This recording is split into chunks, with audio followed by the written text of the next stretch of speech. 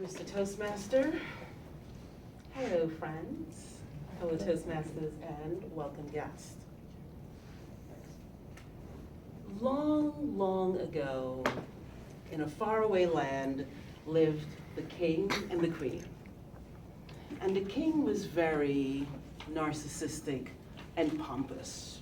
It was all about him. And the queen was very meek and mild, which is what he liked, because he had rescued her from bandits many years ago, and he held that in great esteem. And right after they got married, the queen got pregnant, and it was a boy, and the king was pleased, because boys are everything.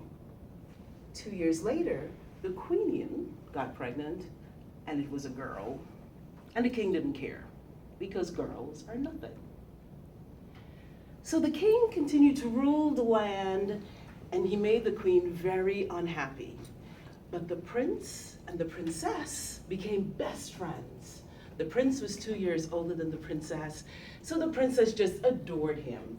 He was her best friend. They played every day, they had a great time, and even though their parents were not very happy, they were happy to have each other. When the prince turned 9 years old, a great plague swept the land, and the prince died. And so the king, of course, blamed the queen. "You foolish woman, you helped create this plague." Not sure how that was possible.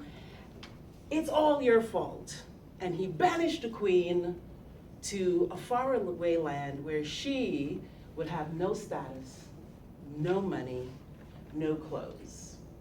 And he said, "Take the princess with you, because I have no use for little girls." So the queen took the little girl, and they went far, far away.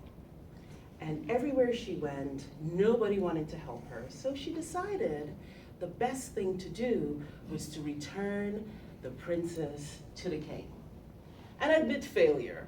"I have failed," she said. "Please be merciful.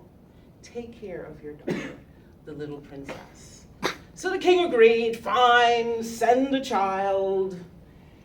And so she packed up the little princess, who was about 8 years old at the time, and said to her, "I will see you very, very soon, but I'll give you a wish and a gift. And this gift would be your fairy godmother.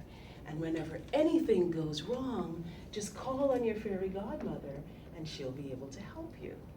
So the little girl, all packed up, set on a journey to go back to the land that rightfully belonged to her and the king.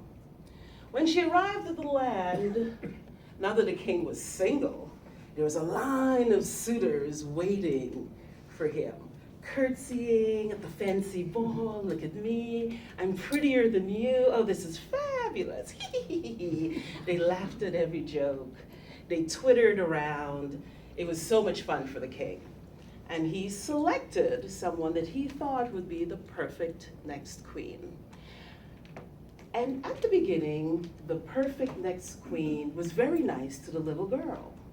She took her out, she played with her, and she made the little girl very happy. But then when she was selected to be the queen, she started to change. She got those long, spidery nails. Her voice started to cackle a little bit like a witch. Replace that with a bee if you want to, but we'll call her a witch. And she would say things like, "Hello, my pretty." And her voice changed, and she became horrible to the little girl. And she would get next to her and say, "You know, little girl, that yellow doesn't look good on you. That blue is just awful. You should really learn to do your hair. You're not gonna amount to much. Oh my God, you're ugly." And then she started to come up with little games that would make the little girl feel even worse. She would bring all the girls over and pretend that they'll have a fashion show.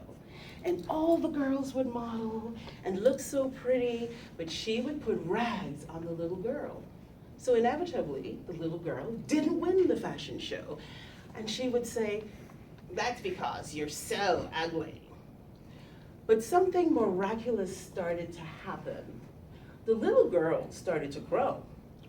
She started to grow, she was tall, and within a few years, she was the height of the evil stepmother, the witch with the high-pitched voice. And one day, when the queen was telling her, "Scrub the floor, fetch the water, cook the food, be a scullery maid," she finally said, "I'm gonna test my power." Because her fairy godmother always told her, "This too shall pass. The longest road has an end. Don't give up." So when the evil queen approached her, she said, "Stop!" She put her hands on her chest, and something magical happened. The evil woman flew across the room. And she realized that she was powerful, and she was even more powerful when she used her voice and say, "Stop!" And her fairy godmother said, "This is what I was telling you. The longest road has an end." Ladies and gentlemen, the story I just told you was a true story. The little girl is me. The king is my dad. The first queen was my mom. And the evil stepmother exists. She lives in Brooklyn. That's my evil stepmother. And I learned that not only does the longest road has an end, but you can create your own road when that road is getting too long. Get off the path, do something else, find your voice, say, "Stop, I'm not gonna tolerate this anymore.